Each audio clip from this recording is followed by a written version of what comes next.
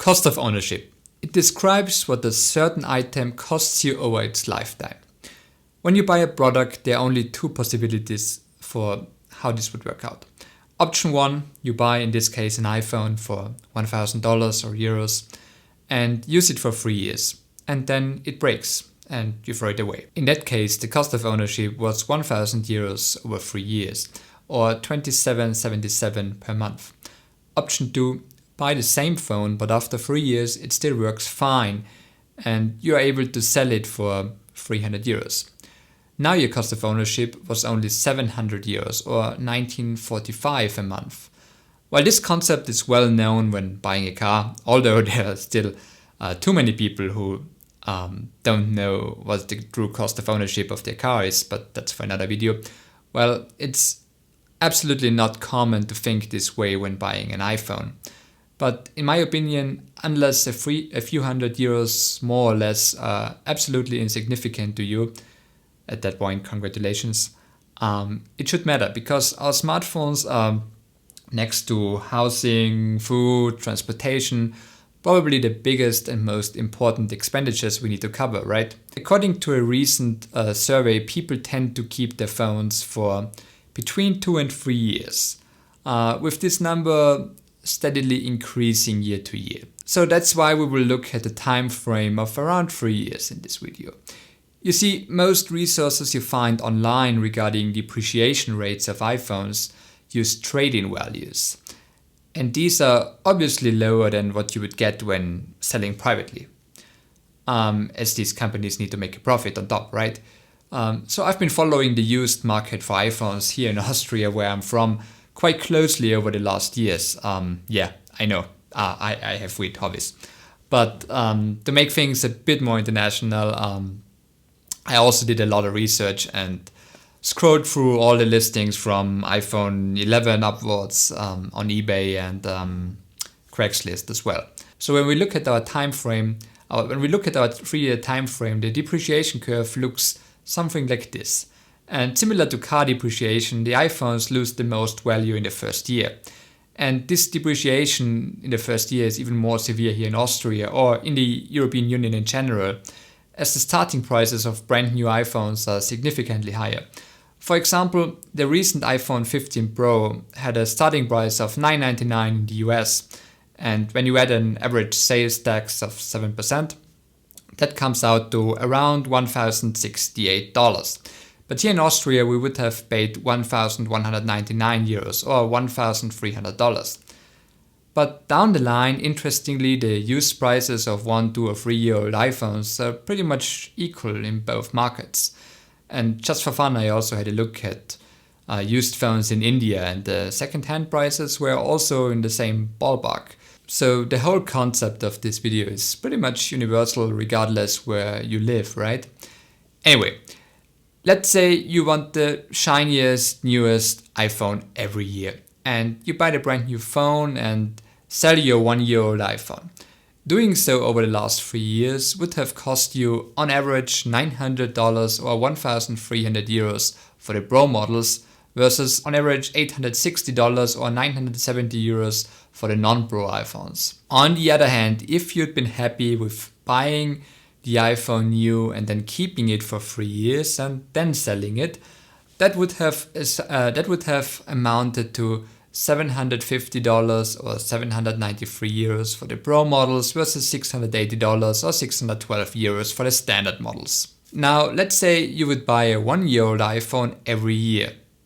So you buy a 1-year-old iPhone, use it for a year and then sell it and buy another 1-year-old. This would have cost you on average $600 for both Pro and non-Pro models, or around 540 euros for standard and 621 for Pro models. When you do the same but with 2-year-old phones, so you're buying a 2-year-old iPhone every year and then selling it, it would not make a hugely better deal, at least in the US. When you look at the Pro models, it's $735 or around 500 euros for the 3-year period. Looking at the standard models, however, is a much better calculation, as it come out with $400 or as low as 320 euros at the end of the 3-year period. And just out of curiosity, Let's also have a look how it would play out if you'd say, I can keep my iPhone for way longer, let's say 5 years. After 5 years, your iPhone's value has essentially plummeted to near zero, having lost around 90% of its initial value.